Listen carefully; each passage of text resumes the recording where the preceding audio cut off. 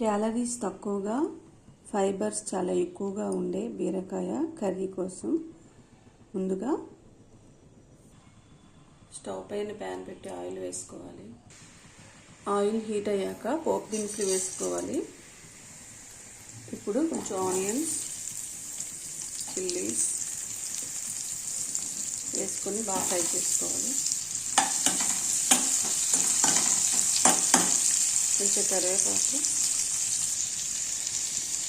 కొంచెం అల్లం వెల్లుల్లి పేస్ట్,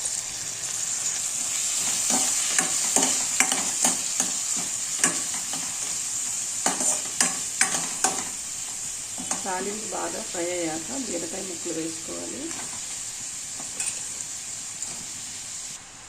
ఇప్పుడు కొంచెం సాల్ట్ వేసుకొని కలిపి మూత పెట్టుకోవాలి.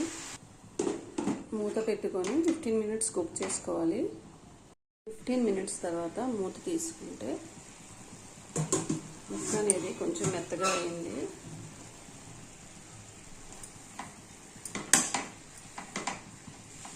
ఇప్పుడు దీనిలో కొంచెం పసుపు, కొంచెం కారం, కొంచెం టొమాటో ప్యూరీ వేసుకొని బాగా కలుపుకోవాలి.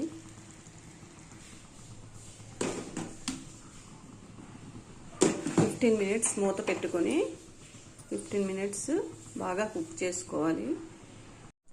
15 మినిట్స్ తర్వాత మూత తీసి చూసుకుంటే కర్రీ అనేది కుక్ అయిపోయింది. వేడి వేడి బీరకాయ కర్రీ రెడీ అయిపోయింది. ఇది అన్నంలోకి, చపాతీలోకి చాలా బాగుంటుంది.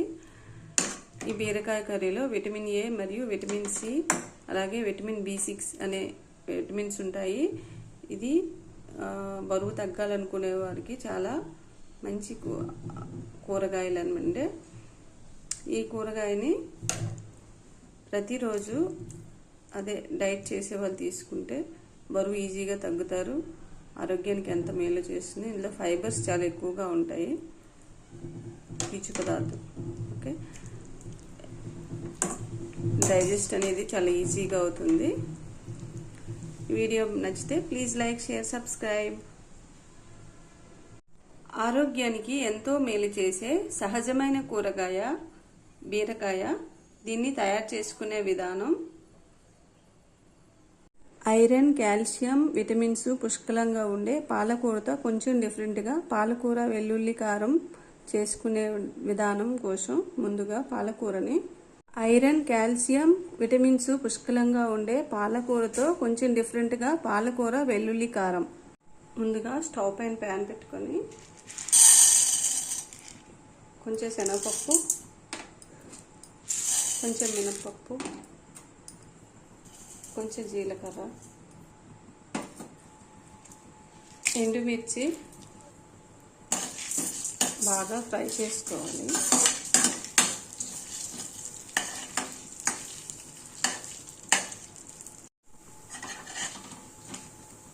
ఇప్పుడు ఇవి బాగా ఫ్రై అయిపోయాయి.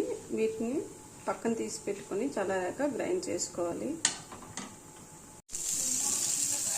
ఆనియన్స్ కూడా ఫ్రై అయ్యాక కొంచెం ఇవి సైడ్కి పెట్టుకొని మొత్తం అన్నీ చల్లారాక గ్రైండ్ చేసుకోవాలి.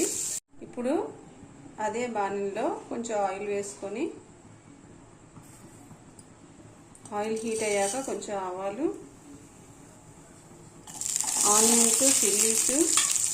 ఇప్పుడు తాలింపు ఫ్రై అయ్యాక కట్ చేసి పెట్టుకున్న పాలకూర వేసుకొని బాగా కలుపుకోవాలి.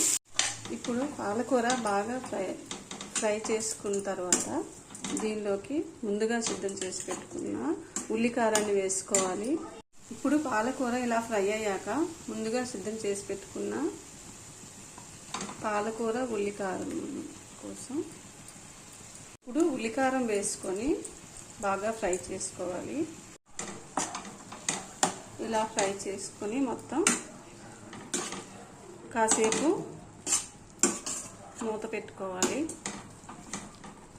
ఇప్పుడు దీంట్లో కొంచెం సాల్ట్, కొంచెం పసుపు వేసుకొని బాగా కలుపుకోవాలి.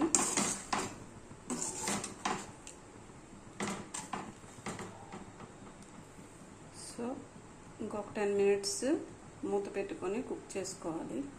సో ఇప్పుడు పాలకూర అనేది కుక్ అయిపోయింది బాగా.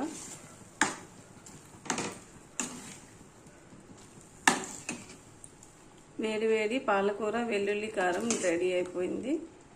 సో ఈ పాలకూరలో విటమిన్ ఏ, సి, కే ఉంటాయి. గుండె ఆరోగ్యానికి మేలు చేస్తుంది. అలాగే బరువు తగ్గాలనుకునే వారికి మంచి ఆహారం.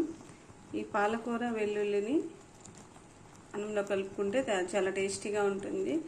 సో మీకు ఇష్టమైన ఆకుకూరను కామెంట్ చేయండి. వీడియో నచ్చితే ప్లీజ్ లైక్, షేర్, సబ్స్క్రైబ్.